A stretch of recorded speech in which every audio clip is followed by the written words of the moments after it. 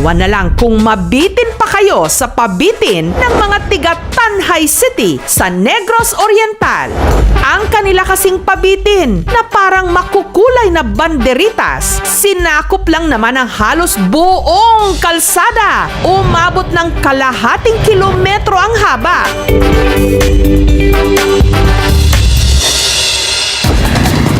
Ang mga kabahayan sa Tanhay may kanya-kanya ring pabitin. Ang isa sa mga kumarir, ang pamilya ni Neil. Mga 1 week ang preparation sa iba't ibang barangay. Sa Tanhay talaga, halos pinapractice yun sa mga pamilya-pamilya. Every January, kahit yung mga liliit na, meron din silang pabitin.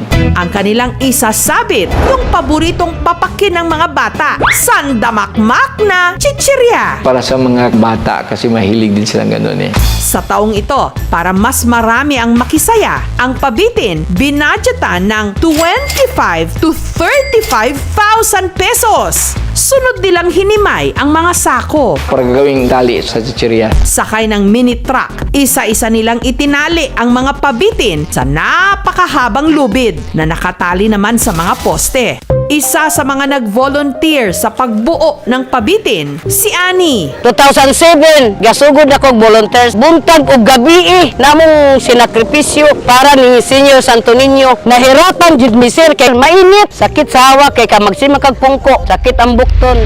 Matapos ang halos isang linggong paghahanda, ang tapat ng bahay na ito para ng binalot ng banderitas ng mga chichirya.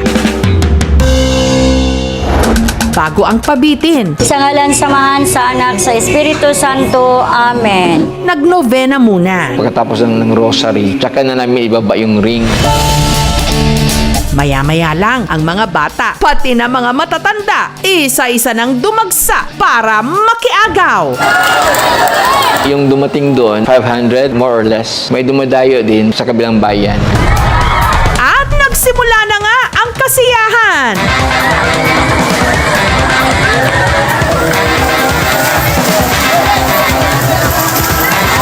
Talo-talo na, kanya-kanya ng hatakan.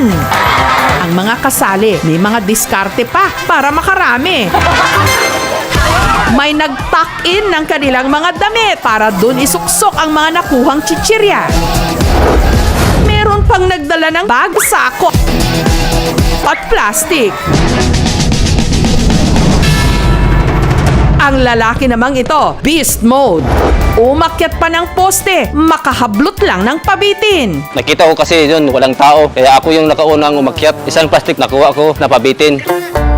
First time lang po ako sumali sa pabitin. Nagdala kong plastic, pa-insert na akong sanina para masulod na ko ang pagkaon sa akong sanina.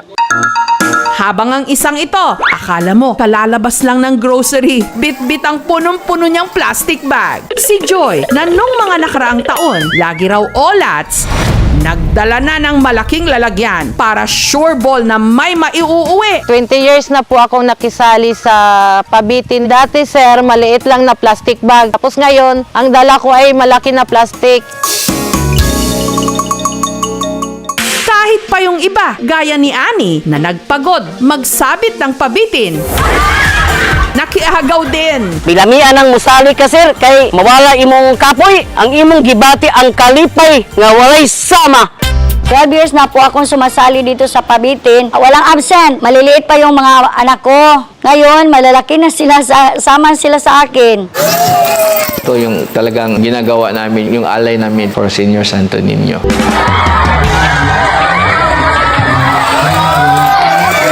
Ang pagpapaagaw ng mga pabitin, 3 dekada na raw nilang ginagawa. Ideya ito ng ama ni Neil na si Baltazar. Nagkasakit yung tatay ko ng 1985 po. Na-diagnose siya sa appendicitis, tapos sa gallbladder naman. Nag-novena siya for Senior Santo Niño. Sa awal ng Panginoon, gumaling siya. At bilang pasasalamat sa kanyang paggaling, noong January 25, 1986, sa araw ng kapistahan ni Senyor Santo Niño, si Baltazar nagpabitin para sa mga chikiting. May chichirias, mayroon yung suman din, gawa ng dahon ng niyog.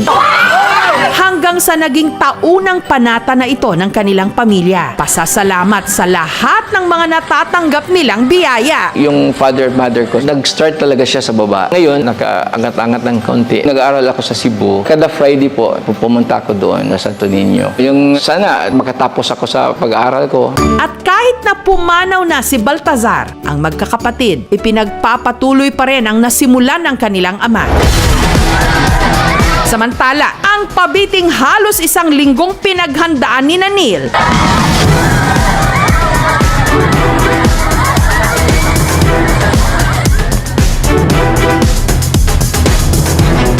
Wala pang 5 minuto, limas! Masaya po kasi free lang po ang mga junk foods. Masaya dahil maraming mga batang pumupunta rito, nakisaya sa aming debosyon. Ang tinaguriang longest pabitin ng mga tiga Tanhay City. Bahagi ng taunan nilang Children's Festival tuwing January 31. It's exciting. Yun kasi po yung inaabangan namin every year. Within the Tanhay, maliit man na bahay, malaki man na bahay, merong personal devotion to the Santo Niño, they will have this pabitin. Parang nagising na lang kami na meron na itong tradisyon na ito. Ang focus talaga on the Santo Niño is the 9th day novena. Yung pabitin ay nagiging finale. Nagiging community work ito. Kasi paniwala ng mga taga-Tanhay, pag napasaya mo yung mga bata, at saka bata sa puso, napasaya mo si Señor Santo Niño kasi batang Jesus siya eh. Ang blessings para sa mga taga-Tanhay. Talagang abot kamay. Tapos na ang segment. Ay, bitin!